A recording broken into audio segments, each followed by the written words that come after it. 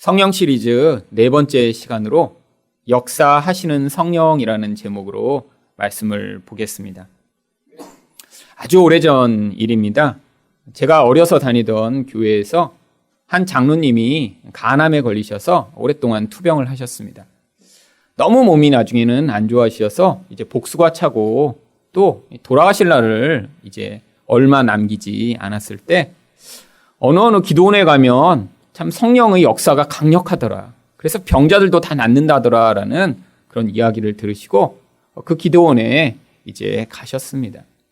근데 가셨는데 얼마 되지 않아 저희 아버지에게 그 장로님이 전화를 거신 거예요. 저희 아버지도 그때 그 교회를 장로님으로 섬기고 계셨는데 그 장로님과 아주 친한 그런 사이셨습니다.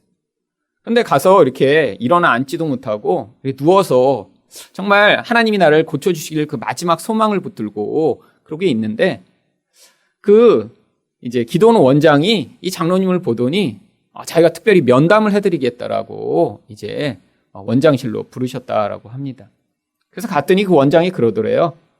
자기가 기도하면 15년 생명을 연장해 줄 수 있다고. 그런데 몇 천만 원 헌금을 내라고. 그래서 이 장로님이 저희 아버지한테 전화를 하신 거예요. 어떻게 해야 되겠냐고. 그래서 저희 아버지가 그 전화를 받자마자 충청도에 있는 그 기도원까지 단번에 차를 몰고 내려가셔서 그 장로님을 모셔 올라왔습니다. 거기 더 있다가는 몇 천만 원 내고 금방 돈을 다 날리고 속을 것 같았으니까요. 정말 돌아오셔서 3일도 되기 전에 이분이 건강이 악화되셔서 돌아가셨습니다. 아주 오래전 일인데 제가 한국에 귀국한 다음에 갑자기 어느 날 그 생각이 났습니다. 그 기도원 아직도 있을까? 그래서 찾아보니까 지금은 더 이상 기도원을 하지 않더군요. 근데 그런 식으로 돈을 많이 번 다음에요. 그 지역의 땅 수만 평을 사들여서 기독교 요양원을 하고 있었습니다. 그때 기도원 원장을 하던 분은 요양원 원장이 되었고요. 아주 높은 10층, 12층 막 이런 건물들을 세운 아주 커다란 타운을 세우고 그 지역에서 아주 큰 그런 요양원을 하고 있더군요. 여러분, 성경엔 이 성령이 역사하시는 그런 다양한 일들을 기록하고 있습니다.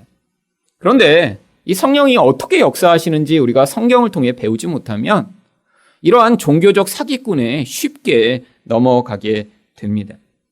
그런데 이 성경이 이런 성령이 어떻게 역사하시는지를 우리에게 기록한 이유는 바로 우리 생각과 달리 성령이 역사하시기 때문이죠. 성경을 통해 성령이 어떤 분이시고 어떻게 역사하시는지를 제대로 배우지 못하면 우리가 이 성령의 역사에 대해 잘못된 기대를 가지고요.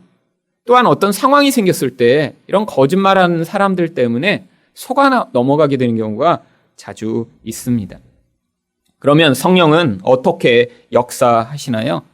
새로운 길을 여십니다. 6절 상반절 말씀을 보겠습니다. 성령이 아시아에서 말씀을 전하지 못하게 하시거늘. 하나님은 이 바울 일행을 통해 하나님이 어떠한 뜻을 이루고자 하는 목적을 가지고 계셨습니다. 그런데 그 뜻이 이렇게 쉽게 알려지는 것이 아닙니다. 왜냐하면 인간은 인간 나름대로 자기 뜻과 생각이 있거든요. 여러분, 성경에 나온 인물 가운데 이 바울 사도처럼 성령 충만한 사람이 있을까요? 근데 그렇게 성령 충만한 사람도 하나님의 뜻을 단번에 알지 못했던 것입니다. 그래서 자기 뜻과 열심으로 내가 이 소아시아라고 하는 이 지역에서 복음을 전해야겠다라는 계획을 가지고 열심히 하고 있는데 성령이 그걸 막으신 것이죠. 그런데 성령이 어떻게 그 일을 막으셨는지 성경이 기록하고 있진 않습니다. 하지만 여러 가지 성경의 상황들과 또한 경험을 통해 미루어 보면 성령이 아마 마음의 평안을 잃어버리게 만드시는 방식으로 막으시지 않았을까 추측할 수 있습니다. 이 성령의 역사가 강력하던 사람은 그 성령이 또 이렇게 마음에 불편함을 주시고 또 마음 가운데 평안을 잃어버리게 하시면 지금 이게 뭔가 문제가 있구나라는 식으로 금방 반응하게 되어 있습니다. 또한 그전에는 복음을 전할 때마다 하나님이 성령의 능력으로 함께 하셨는데 그 능력이 나타나지 않는 거예요. 아무리 열심히 복음을 전해도 사람들이 마음을 닫고 움직이지 않는 상황이 벌어지니까 열매가 나타나지 않는 것입니다. 이렇게 성령이 개입하시는 상황을 통해 이 일은 아닌가 보다라고 생각을 하고 그 다음에 또 자기 생각대로 어떤 일들을 시작합니다. 6절 하반절입니다. 그들이 부르기아와 갈라디아 땅으로 다녀가 무시아 앞에 이르러 비두니아로 가고자 애쓰되. 지금 성령이 막으시긴 했는데요. 어디로 가라고는 말씀 안 하신 상황이에요. 그러니까 여기는 아닌가 보다. 그리고 가만히 있을 수 없으니까 이것도 갔다가 저것도 갔다가 그러면서 지금 열심히 하나님의 뜻이 무엇인지 찾고 있습니다. 그래서 비두니아라는 그 지역으로 지금 올라가려고 계획을 세우고 딱 준비하는데 또 거기서도 성령이 막으십니다. 7절 하반절입니다. 예수의 영이 허락하지 아니하시는지라. 앞에서는 성령이라고 불렀다가 이제는 예수의 영이라고 부릅니다. 예수님이 제자들과 함께 계시며 그를 말씀과 하나님의 뜻으로 인도하셨듯이 이 성령도 똑같은 인격과 하나님의 능력으로 지금 함께 하고 계심을 보여주시는 것이죠. 아니 그런데 왜 이렇게 막으시기만 하고 지금 이들이 원래 가야 할 이 유럽이라고 하는 마게도니아 지역으로 가라라고 말씀은 하시지 않는 것이죠. 여러분 이게 바로 성령의 음성이 인간의 마음의 틀이라고 하는 그 틀에 자꾸 제한을 받으시기 때문입니다. 여러분 성령의 음성을 많이 듣는다고 하는 사람들도요. 그 성령의 음성이 뭐 이렇게 해라 저렇게 해라 말씀하시는 게 아니에요. 인간의 마음의 자기가 가진 어떤 틀 안에서 그 성령이 말씀하시게 되어 있습니다. 그러니까 내가 어떤 것을 전혀 생각하고 있지 않고 알고 있지 못하다면 성령도 그것에 제한을 받아서 그에게는 말씀하실 수 없는 것이에요. 여러분 그래서 성령의 음성이 명확하게 이것이다 저것이다라고 분별할 수 없습니다. 하나님과 오래 관계를 맺고 내 안에 있는 죄의 틀, 이 세상의 틀, 나의 기복적인 틀이 무너진 사람만 그 음성이 조금 더 선명해지는 것이죠. 여러분 신앙이 뛰어난 사람도 그래서 이런 실수를 하는 경우가 많이 있습니다. 기도를 하다 보면 들리는 음성들이 있거든요. 기도를 하다 보면 보이는 게 있거든요. 그런데 그게 자기의 욕망과 자기 안에 있는 어떤 틀에 제한받은 그런 영향력임을 알지 못하고 내가 하나님 음성 들었어. 이게 확실해라고 주장하는 사람들이 아주 많이 있습니다. 예전에 송명희 시인이라는 그런 뇌성마비 시인이 있었습니다. 아주 많은 분들에게 이렇게 심금을 울리는 그런 기독교적 시를 썼죠. 저도 이분 시를 아주 많이 좋아해서 또 그 시로 만든 찬양을 많이 불렀습니다. 대표적인 시 가운데 나라고 하는 시가 있죠. 나 가진 재물 없으나 나 남이 가진 지식 없으나 나 남에게 있지 않는 건강 있지 않으나 나 남이 없는 것 있으니 라고 시작하는 이 시. 그런데 이렇게 하나님과 깊은 친밀감을 누리며 또한 이 송명희 시인은 자기가 하나님의 음성과 계시를 듣고 있다라고 늘 공경하게 간증했습니다. 그런데 나중에는 어떤 책을 하나 썼더라고요. 표 혹은 칩이라고 이렇게 번역된 그런 책을 썼는데 자기가 성령의 계시를 받아서 그 음성에 따라 이 책을 썼다라고 이야기를 하는데 그 책에 보면 성경과 관계없는 내용이 너무 많습니다. 자기가 환상을 봤대요. 그리고 그 성령이 이걸 쓰라고 해서 썼다고 하는데 한국이 나중에 공산당이 쳐내려와서 전쟁이 벌어지고 그래서 온 세상이 이렇게 갑자기 환란이 막 임하니까 이제 세상에서 모든 사람을 관리하기 위해 다 이마와 이 오른손에다가 이 칩을 다 심어놔서 갑자기 모두가 이렇게 환란 가운데 있는데 그것을 받은 사람들은 이제 지옥에 떨어지고 그걸 저항하며 고통하더라도 그것을 거부했던 사람들 가운데 하나님이 특별히 갑자기 임하셔서 휴거하게 하신 다음에 그 다음에 이 땅에 이렇게 마지막 그런 말세가 벌어진다라고 하는 내용을 그 책에다 기록해놨습니다. 이게 다 환상으로 보고 들은 내용을 썼다고 하는데 사실은 이거는 시한부 종말론으로 지금 이 정통 기독교 내에서는 이단적인 사상이라고 판별된 것입니다. 어려서 성경을 듣고 배워오면서 잘못된 걸 들었던 거죠. 근데 그 틀 안에서 어떤 성령의 역사가 강력하니까 정말 그것을 바탕으로 자기가 자꾸 환상을 보고 음성을 들으며 결국 이런 책까지 쓴 것입니다. 여러분 이런 사람들 굉장히 많습니다. 기도 많이 해서 내가 뭘 들었다, 뭘 봤다. 그런데 그게 결국 그 사람의 틀 안에 제한받고 있다는 사실을 이해하셔야 돼요. 그래서 그 사람이 듣고 본 것보다 더 중요한 게 정말 그 사람이 하나님의 말씀을 말씀대로 선포하는가가 훨씬 더 중요한 것입니다.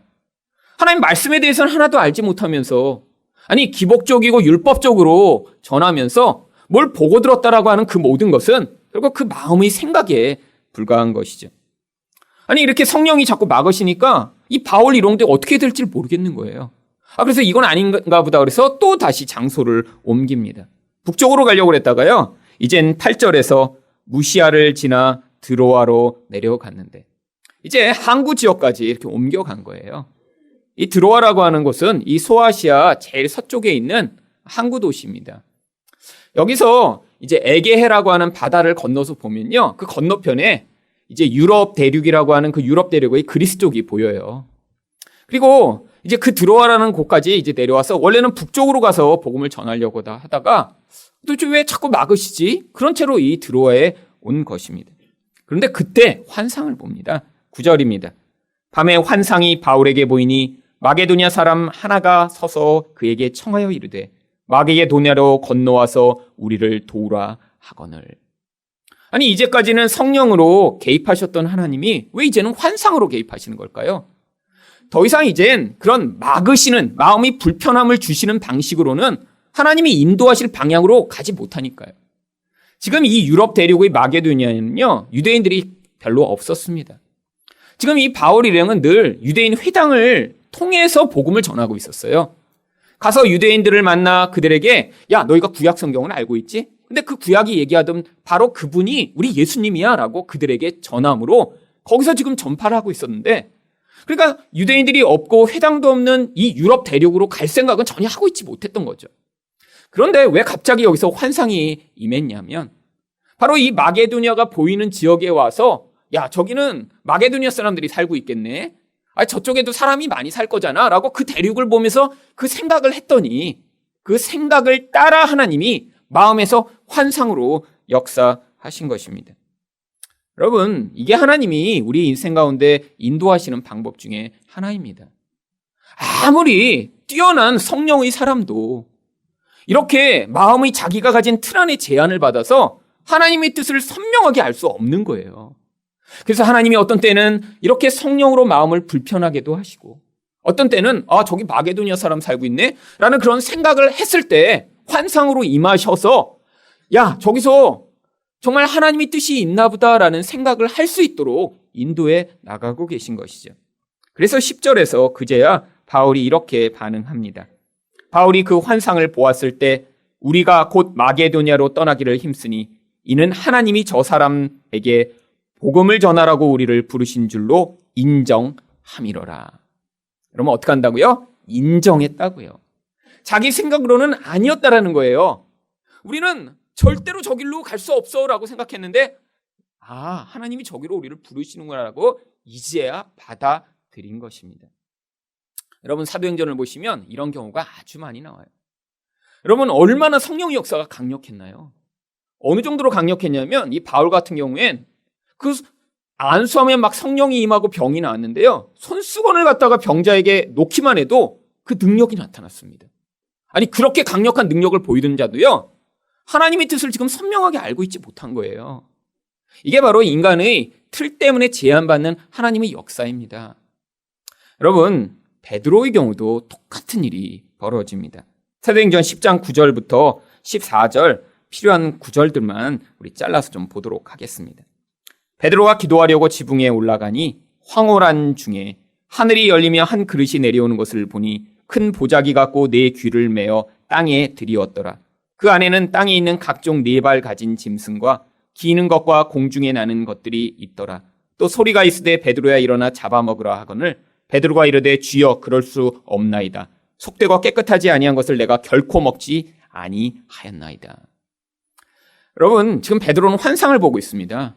근데 이 환상이 왜 하필이면 이렇게 먹을 거 환상이 나타났냐면 지금 저녁 식사 때라 밑에서는 막 이제 밥을 하고 있었거든요. 그래서 기도하다가 이렇게 비몽사몽에 밥 냄새가 막 지금 코에 지금 맡고 있는 상황이에요. 그러자 갑자기 하늘에서 뭐가 이렇게 보자기가 내려오더니 먹을 게 가득한데 아니 못 먹는 음식이 가득한 거예요. 근데 그때 갑자기 하나님 음성이 들립니다. 베드로야 먹어라. 근데 베드로가 하나님에게 거부합니다. 아니 이 성령이 충만한 베드로 여러분 지금 이 베드로는 예수님을 따라다닐 때의 그런 미숙한 베드로가 아니라 교회 지도자로 선 베드로예요. 근데 그 베드로가 하나님의 뜻을 거부해요. 하나님 음성이 들려도 저는 못 먹어요. 저는 못 먹어요. 근데 이 똑같은 환상이 3번이나 반복이 됩니다. 자기 틀이 너무 강했던 거예요. 어떤 틀이요? 유대인이었으니까요. 유대인이니까 나는 이런 부정한 거는 절대 먹으면 안 돼. 그걸 어려서 배워왔는데 그걸 배워와서 자기 안에 그 틀이 이렇게 형성돼 버리니까 하나님이 먹으라고 하나님이 직접 말씀하시는데도 전 싫은데요. 하나님 음성을 들으면서 거부하고 있는 것입니다. 여러분, 이게 인간이라는 존재예요. 하나님 말씀하셔도 자기 틀 안에서 그걸 거부하고 못 받아들이는 존재예요. 근데 왜 하나님이 이런 환상을 주셨냐면 바로 그 다음에 이런 일이 일어났기 때문입니다. 사도행전 10장 19절과 20절을 보시면 베드로가 그 환상에 대하여 생각할 때 성령이 그에게 말씀하시되 두 사람이 너를 찾으니 일어나 내려가 의심하지 말고 함께 가라. 내가 그들을 보내었느니라. 여러분, 이 베드로 성령의 음성을 바로바로 들을 수 있는 사람이에요. 여러분, 근데 왜 지금에야 성령이 이렇게 음성으로 말씀하신 거죠? 이전에는 자기 틀이 너무 강해서 이런 이방인들이 찾아와서 베드로 당신을 만나려고 왔습니다 라고 하면 저는 이방인 만날 수 없어요. 그들은 나랑 관계없어요 라고 거부할 테니까요. 하나님이 먼저 환상을 통해서 그의 생각을 뛰어넘는 어떤 다른 것을 막 보여주셔서 마음에 막 갈등하게 하신 뒤에 그 다음에 바로 로마 백부장인 고넬료가 보낸 이런 이방인들이 찾아온 사람들을 만날 수 있도록 하나님 마음을 여신 것입니다. 그제서야 성령의 음성이 들린 거예요. 만약에 이런 환상을 통해 마음이 아주 곤란한 상태가 되지 않았으면 이런 이방인이 만나러 왔다고 그랬을 때 성령이 가서 만나라 하셨어도요, 그걸 못 들었을 거예요. 아니라고 생각했겠죠. 그래서 베드로가 뭐라고 고백합니까? 그 고넬료 가정을 만나러 가서 만난 다음에 사도행전 10장 28절에 보시면 이르되 유대인으로서 이방인과 교제하며 가까이 하는 것은 위법인 줄을 너희도 알거니와 하나님께서 내게 지시하다 아무도 속되다 하거나 깨끗하지 않다 하지 말라 하시기로. 여러분, 이게 바로 하나님이 말씀을 받아들일 수 없는 인간의 한계와 틀을 보여주는 것입니다. 여러분, 예수님이 계속해서 베드로와 제자들에게 말씀하셨어요. 너희는 모든 백성에게 복음을 전하라고요. 너희는 땅 끝까지 가서 복음을 전하라고요. 그런데 그렇게 말씀하셨어도 베드로는 어떻게 알아들은 거예요? 땅 끝에 있는 유대인들에게 복음을 전하라고 생각한 거죠. 이방인들은 다 개, 돼지나 다름없다고 생각한 거예요. 여러분, 그래서 하나님이 이런 과정을 통해 지금 인도하고 계신 것입니다. 그래서 그제서야 이렇게 당신들에게도 내가 복음을 전하도록 하나님이 하신 것 같다라고 얘기하고 막 복음을 전해요. 그런데 원래 사도행전에서 이렇게 복음만 전해지는 게 아니라 복음을 전하고 나면 성령이 반드시 임하십니다. 여러분, 지금 이렇게 교회 와서 예배 드린다고 성령이 이렇게 갑자기 임하시지는 않아요. 그때는 우리에게 자꾸 보여주시는 거예요. 예수 진짜 믿으려면 성령 없이는 믿을 수 없다라는 사실을요. 그런데 딴 때는 이렇게 성령이 막 강력하게 임했는데 그 반드시 임하게 하기 위해 무슨 일을 했냐면 안수 기도를 했습니다. 왜냐하면 이 안수를 통해서 이렇게 예수 믿는 사람을 통해 그런 성령의 역사가 확장됨을 보여주시고자 한 거예요. 누가 강력한 그런 어떤 신적 능력 있는 사람이 이렇게 손을 대면 에너지가 이렇게 흘러가는 게 아니에요. 여러분, 이렇게 거짓말하는 사람들이 많습니다. 내가 이렇게 손만 대면 은사가 이렇게 전이 된다고. 아예 그래서 영어로는 impartation이라는 단어로 써요. 이런 은사주의 운동하는 사람들은요, 내가 이렇게 손을 대고 기도하고 안수하면 나에게 있던 능력과 권능이 흘러가서 그 사람에게도 임한다라고 특별한 용어를 만들어내서 그런 능력을 가진 사람들을 굉장히 추앙합니다. 왜? 선택받은 소수에게만 그것을 전파할 수 있는 능력이 주어졌다고요. 이걸 다 사기라고 부르는 거예요. 여러분, 사도행전에서 왜 안수해야 성령이 임했냐면 이렇게 하나님의 백성들로 말미암아 구원받는 역사, 하나님의 나라가 확장됨을 지금 가시적으로 보여주시려고 한 거예요.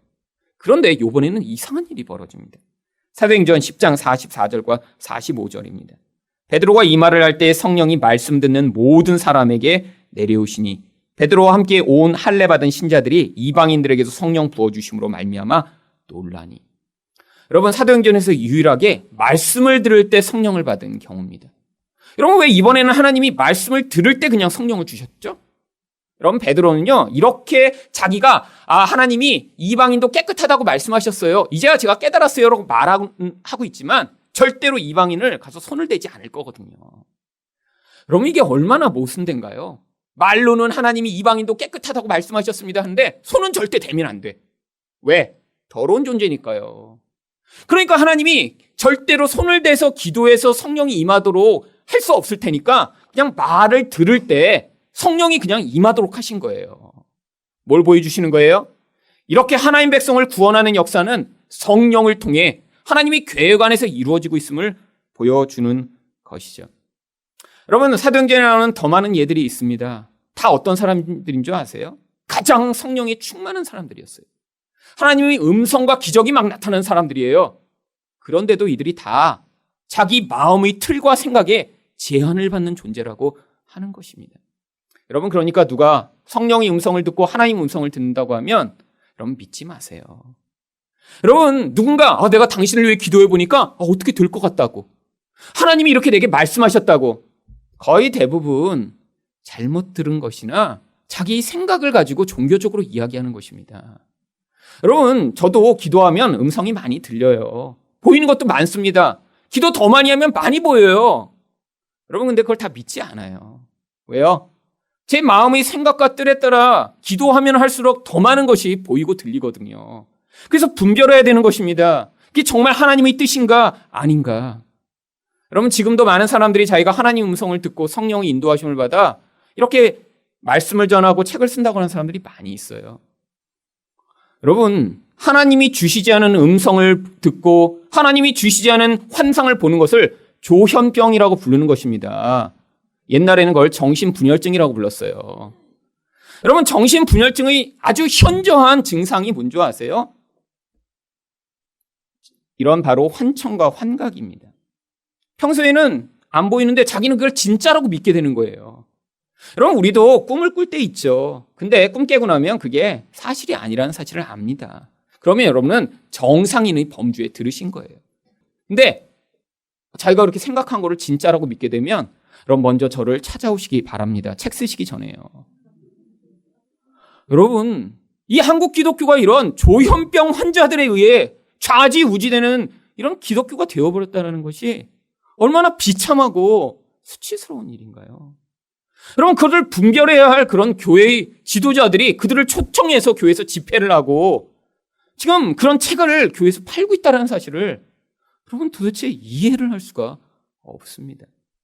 여러분, 이런 바울과 베드로 같이 이런 탁월한 신앙인들도 하나님의 인도를 받느라고 이렇게 아주 어려운 과정들을 지나며 이게 하나님 뜻이구나라고 깨닫게 되며 기록했는데, 그렇게 미성숙한 사람들이 하나님의 뜻과 음성이라고 이야기하며 사람들을 속이는데 얼마나 많은 기독교인들이 속아 넘어가고 있는지 모릅니다. 성령은 또한 어떻게 역사하시나요? 사람의 마음을 여십니다. 이제 바울 일행은 하나님이 우리를 이 소아시아가 아니라 이제 유럽 지역으로 가도록 하시는구나라는 걸 그제서야 깨닫게 돼요. 그래서 이제 배를 타고 이제 유럽으로 넘어갑니다.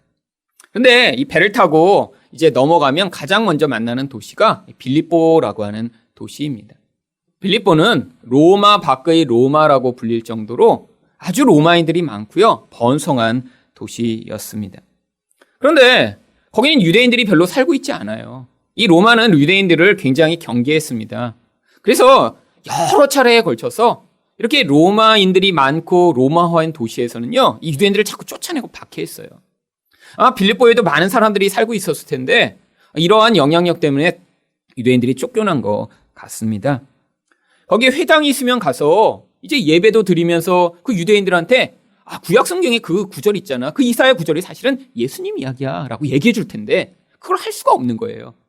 유대인들은 10명만 모이면 회당을 세웠습니다. 다른 말로 얘기하면 그 지역에 유대인이 10명도 안 됐다는 거예요. 근데 이 바울과 실라가 어떻게 해야 될지 모르다가 그러면 우리 기도라도 하자라고 해서 이제 강가에 가서 기도하려고 강가로 갑니다. 13절 상반절입니다. 안식일에 우리가 기도할 곳이 있을까 하여 문 밖 강가에 나가. 여러분, 당장에 내가 이렇게 복음을 전하지 못하면 바울과 실라는 계속해서 기도하며 하나님의 뜻을 찾은 것이죠. 그런데 거기에 하나님이 예비하신 사람들이 있었습니다. 13절 하반절입니다. 거기 앉아서 모인 여자들에게 말을 하는데, 여러분, 이게 바로 유대인이지만 이제 성령의 인도함을 받는 사람의 유연함을 보여주는 모습이에요. 왜냐하면 이 바울은 이 베드로보다 더 열심히 하나님을 믿었었어요. 그런데 그가 어떤 과정을 경험했죠? 베드로처럼 과정을 따라 예수님을 통해 예수님을 만난 게 아니라요, 너무 극적 경험을 했습니다. 그러니까 예전에 자기가 믿고 있고 알고 있던 모든 것을 너무나 단번에 다 버리게 된 거예요. 여러분, 원래 유대인 남자들, 특히 랍비는요, 여자한테 함부로 이야기를 하지 않았습니다. 심지어 그래서 가장 훌륭한 랍비들은 뭐라고까지 얘기했냐면 자기 아내를 향해서도 눈길을 주며 웃는 자는 그거는 나쁜 놈들이라고 이렇게 얘기를 했어요. 그러니까 자기 아내가 이렇게 시장에서 오는데 여보 왔어? 이렇게 쳐다만 봐도 랍비는 안 된다는 거예요. 모른 척 안 해도. 그러니까 여자한테 이렇게 가서 아무한테나 말을 건다? 이건 말이 안 되는 거예요. 마치 옛날 우리 조선시대 같죠. 근데 바울이랑은 그런 금기가 다 깨진 거예요, 이제. 그래서 여자들이 있으니까 야 저기라도 가서 우리 복음을 전할까? 그래서 막 복음을 전한 거예요. 당신은 못 들어보셨겠지만 원래 이 동방에 이 빛으로 예수님이란 분이 오셨어요. 이 지금 제우스 신 이거 가짜입니다 라고 지금 막 복음을 전한 거예요. 그런데 하나님이 거기에 예비하신 사람을 준비하셨습니다. 14절 상반절입니다. 두아디라시에 있는 자색 옷감 장사로서 하나님을 섬기는 루디아라 하는 한 여자가 말을 듣고 있을 때, 전부 다 예수를 믿은 게 아니에요. 근데 놀랍게 그 헬라인 가운데 한 여자가 이미 이방인으로서 하나님을 믿고 있었습니다. 근데 이 여자는 굉장히 부자였습니다. 바로 이 자색 옷감 장사를 했다는 것이요. 이 자색 옷감은 그냥 그 자색 옷감 이렇게 옷 파는 사람이 아니라 이 바다에 있는 고둥을 한 100만 마리 정도를 이렇게 채취해서 그 끝에 있는 그 아주 작은 양의 물감을 한 곳에 짜 넣어서 노예들이 그 일을 해갖고 만들어야 겨우 한 사람 분량의 이 자색 옷감이 나와요. 그러니까 노예들을 수십 명을 동원해서 아주 오랫동안 일할 수 있는 그런 재력이 있어야지만 만들고요. 그래서 이 자색 옷은 귀족이나 왕족만 입을 수 있게 되어 있었습니다. 아주 큰 부자였지만 이 여자 마음 가운데 하나님이 이미 준비시켜 놓고 계신 것이죠. 그래서 14절 하반절에 어떤 일이 벌어집니까? 주께서 그 마음을 열어 바울의 말을 따르게 하신지라. 어떻게 됐다고요? 바울이 말을 잘 전했더니가 아니라 하나님이 그 여인의 마음을 열어주셨다라고 성경이 기록하고 있는 거예요. 이게 바로 성령의 역사라는 것입니다. 놀라운 기적이 일어나지 않았어요. 그런데 하나님이 사람 마음을 열어서 복음을 받아들일 수 있도록 개입하신 이것, 이게 바로 성령의 강력한 역사라고 하는 것이죠. 결국 이렇게 복음을 받아들이고 났더니 15절에서 어떻게 반응하나요? 그와 그 집이 다 세례를 받고 우리에게 청하여 이르되 만일 나를 주 믿는 자로 알거든 내 집에 들어와 유하라 하고 강권하여 머물게 하니라. 바로 이 루디아라는 여인으로부터 말미암아 거기서 이 빌립보 교회가 시작이 됩니다. 가정교회였죠.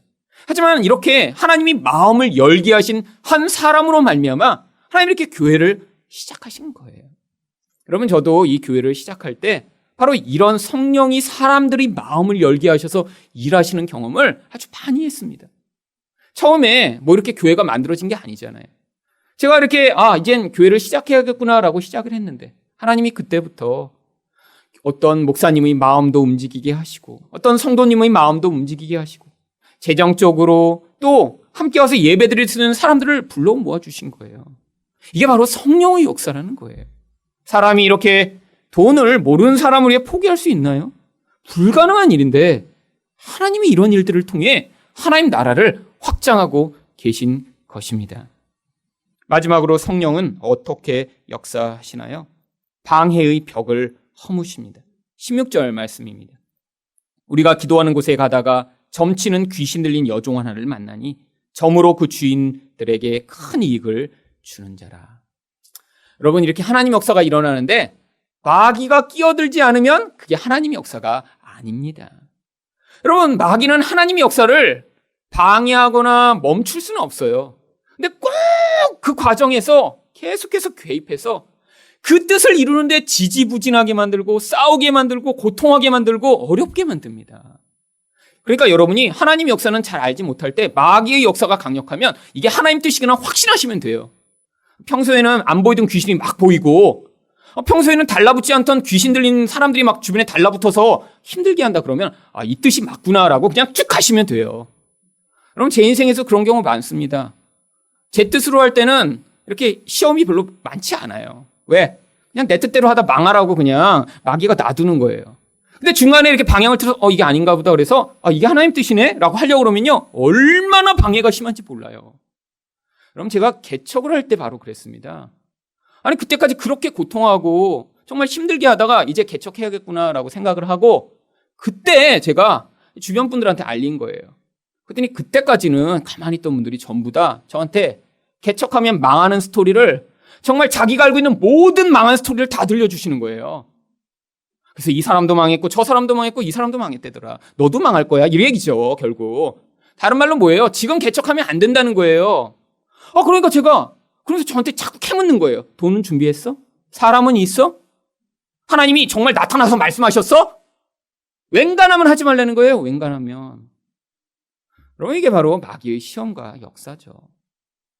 여러분, 근데 그 과정에서 사실 여기에는 지금 아주 강력한 존재가 등장합니다. 여러분, 바울 정도 되니까 이 정도가 등장한 거예요.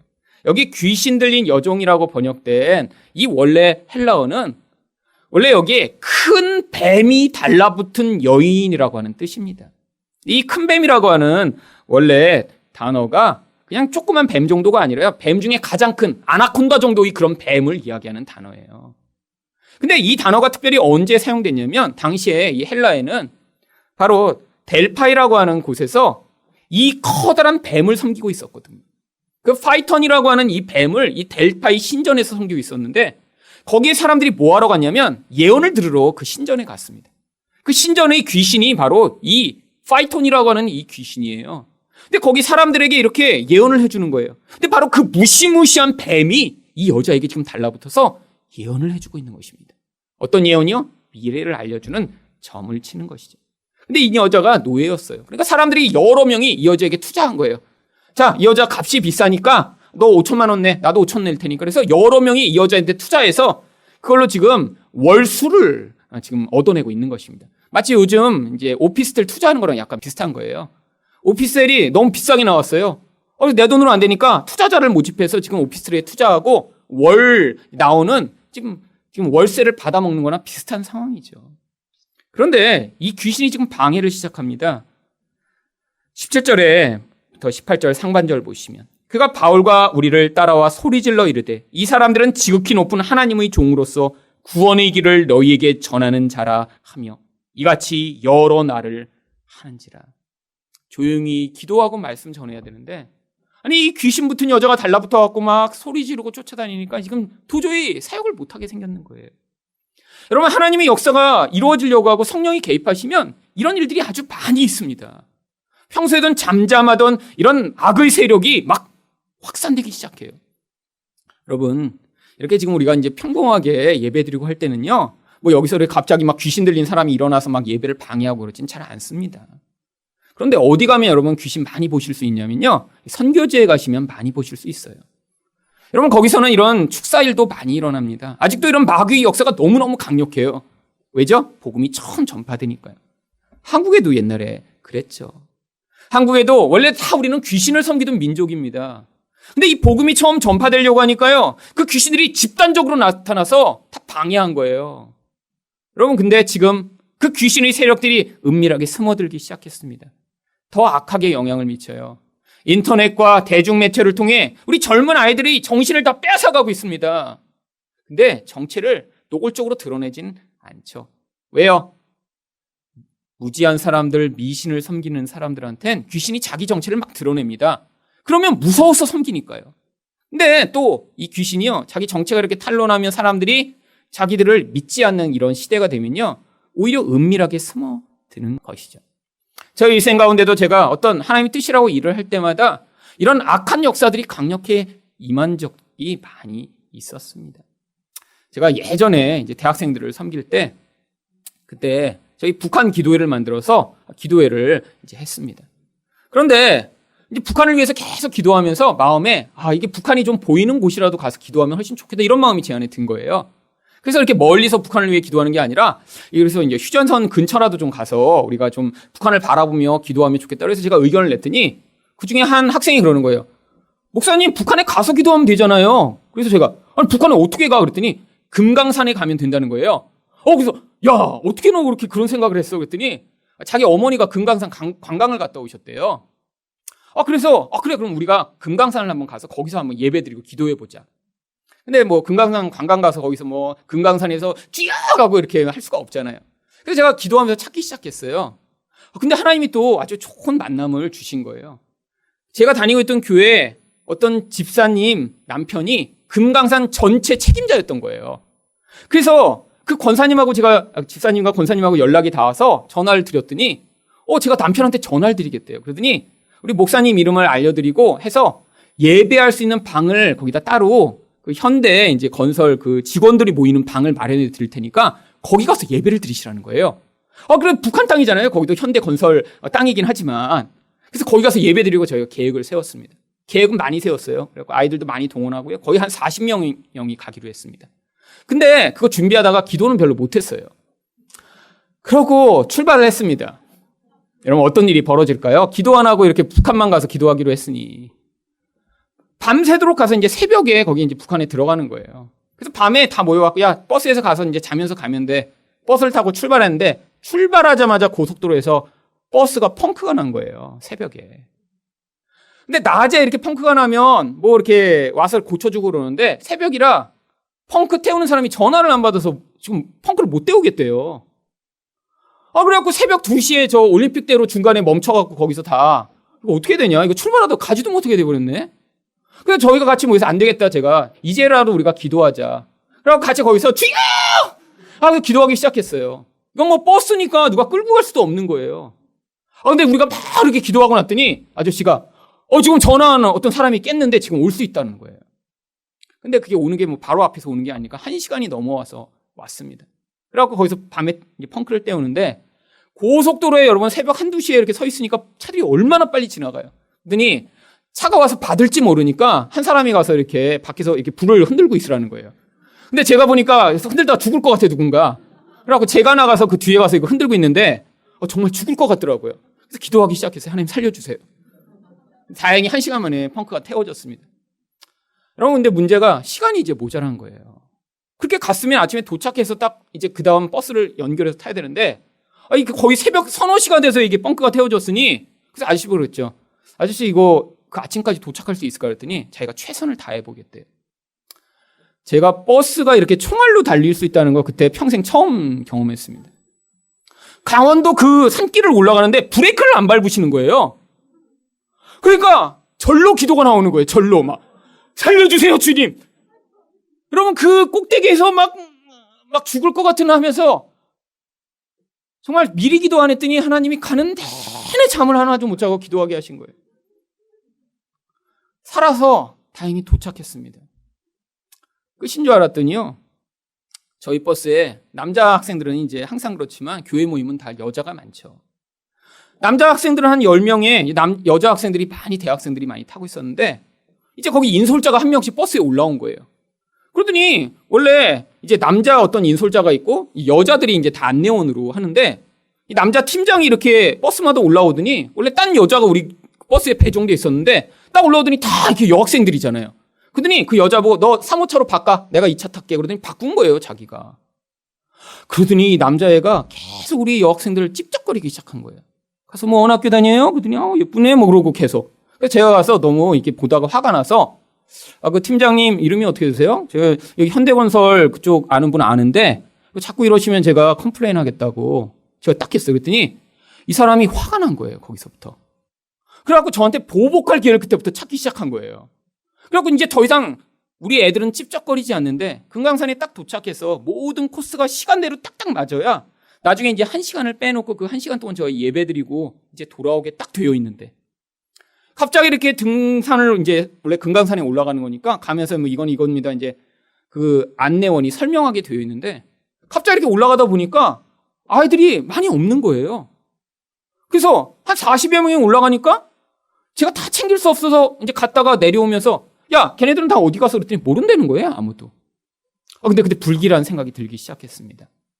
정말로 모임 장소에 가서 버스가 한 10여 대가 원래 같이 갔다가 저희가 돌아오는데 저희 버스 그 학생들만 10명이 없어져 버린 거예요. 거기서 1시간이 넘게 기다렸습니다. 연락도 아무도 안 되죠. 그러니까 계속 어떻게 됐나 막 두근두근 하고 있는데 알고 보니까 이 팀장이 우리가 스케줄이 이렇게 바쁘게 돌아가야 된다는 걸 알고 중간에 아이들을 불러갖고 야 이쪽으로 가야 된다고 따로 끌고 가버린 거예요. 그리고 1시간 반 정도가 지나서 따로 데리고 내려온 거예요. 나중에 모든 스케줄이 다 망가지게 일부러 보복하려고 그랬죠.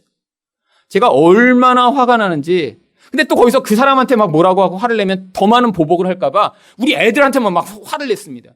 야, 이놈아! 막 나를 따라와야지, 그냥. 그러고 막 거기서 화를 내고 막 그러고 나서 저희가 했는데 시간이 없는 거예요. 막.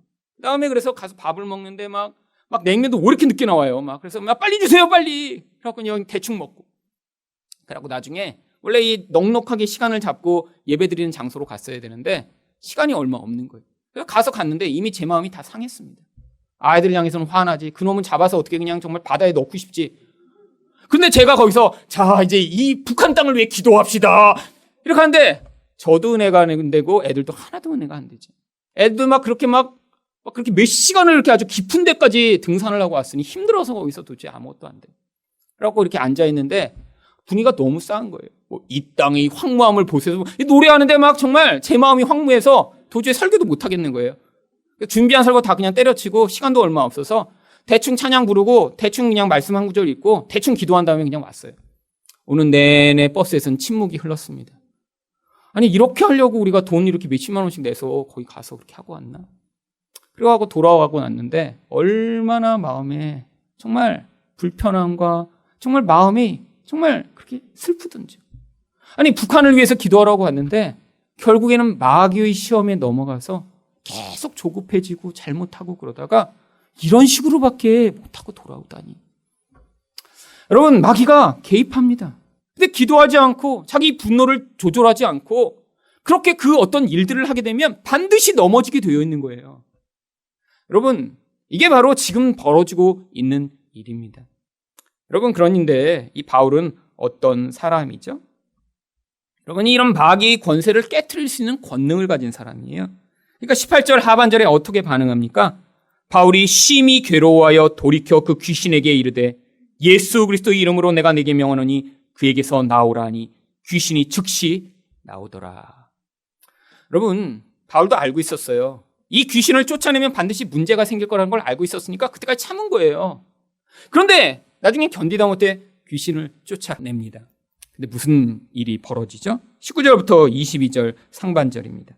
여종의 주인들은 자기 수익의 소망이 끊어진 것을 보고 바울과 실라를 붙잡아 장토로 관리들에게 끌어갔다가 상관들 앞에 데리고 가서 말하되 이 사람들이 유대인인데 우리 성을 심히 요란하게 하여 로마 사람인 우리가 받지도 못하고 행하지도 못할 풍속을 전한다 하거늘 우리가 일제히 일어나 고발하니. 그렇게 심각한 문제가 벌어집니다. 이게 지금 마귀의 역사예요. 세상을 통해 하나님 백성들이 복음 전하지 못하도록 방해하고 시험하는 이런 마귀의 역사예요. 그러니까 무슨 일이 벌어집니까? 22절 하반절부터 24절을 보시면 상관들이 옷을 찢어 벗기고 매로 치라 하여 많이 친 후에 옥에 가두고 간수에게 명하여 든든히 지키라 하니 그가 이러한 명령을 받아 그들을 깊은 옥에 가두고 그 발을 착고에 든든히 채웠더니. 여러분 지금 어떻게 이 자리까지 오게 된 거죠? 성령의 역사로 이 자리까지 오게 된 거예요. 여러분 이 갈라디아 땅에 있었으면 이런 일이 없었을 거 아니에요. 그런데 거기서 성령이 이쪽으로 인도하셔서 왔어요. 성령이 거기서 귀신을 쫓아내게 역사해 주셨어요. 그런데 성령이 역사했더니 어떤 일이 벌어지나요? 고난과 박해와 핍박이 옵니다. 여러분 인생 가운데 이럴 때 우리가 가장 많이 실망해요. 하나님 뜻이라고 확신했어요. 기도했어요. 준비했어요. 근데 고난이 닥쳐요. 그때 우리는 어떻게 반응하죠? 왜 이렇지? 내가 뭘 잘못했지? 그런데 여러분 바울과 실라는 수없이 이런 과정을 겪었습니다. 내 이런 사역하는 과정 가운데 이런 마귀적인 시험과 방해가 있더라도 그 가운데 내가 낙심하지 않고 하나님을 향해 반응해야 된다는 것을 계속해서 배운 사람들이에요. 그러니까 25절에 어떻게 반응합니까? 한밤중에 바울과 실라가 기도하고 하나님을 찬송하며 죄수들이 듣더라.